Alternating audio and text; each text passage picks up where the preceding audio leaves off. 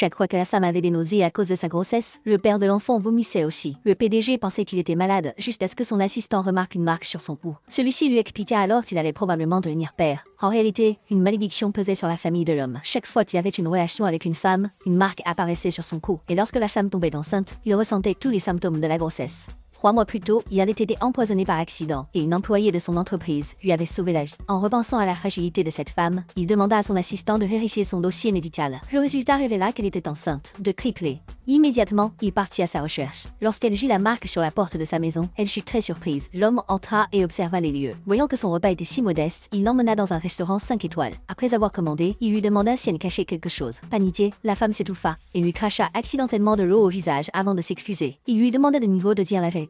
Pensant qu'il refusait d'avoir un enfant, elle avoua qu'elle était enceinte et promit d'élever l'enfant seul, sans interférer dans sa vie. À ces mots, l'homme resta pensif, puis il lui demanda si elle accepterait de l'épouser. Craignant qu'elle refuse, Kishi rédigeait un contrat prénuptial statuant qu'après la naissance de l'enfant, il lui donnerait 100 millions de dollars. Séduite par cette offre, la femme signa sans hésiter. Ils se rendirent ensuite pour officialiser leur mariage. Jamais elle n'aurait imaginé devenir l'épouse du PDG. L'homme la ramena chez lui, et craignant qu'elle ait du mal à se pencher, il lui changea lui-même ses pantoufles. Il engagea aussi plusieurs nutritionnistes pour veiller à sa santé, ce qui la toucha profondément. Le lendemain, il la conduisit au travail. Mais en chemin, un énorme embouteillage les retarda, si bien qu'elle arriva avec une minute de retard. Sa supérieure, qui la détestait, en profita pour la punir et leur donna de nettoyer tous les sanitaires de l'entreprise. C'est alors que le PDG arriva et déclara que ce genre de tâche devait être effectué par le personnel de nettoyage. Voyant le patron, la supérieure tenta de se justifier en disant que la femme arrivait en retard tous les jours. Mais l'homme répondit que, désormais, la femme n'aurait plus besoin de pointer ses heures d'arrivée ni de départ. Puis il jeta son mouchoir au sol et ordonna à la superviseure de nettoyer tous les sanitaires du bâtiment à la place de la jeune femme. La supérieure resta pétrifiée sur